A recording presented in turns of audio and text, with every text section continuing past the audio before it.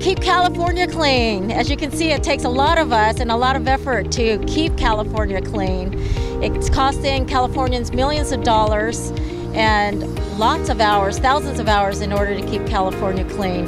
The problem is that it could be a safety issue, it could harm wildlife, it affects the quality of our water, and so we're out here once a year with many volunteers from elected officials, just one part of our resources to take care of the litter and keep California clean. Why is this important for you to do? I think it's important for us to kind of be conscious about what we do every day as humans, and cleaning up is important so that we just pick up good habits, not throw trash out the window, and just really appreciate people who do this kind of work.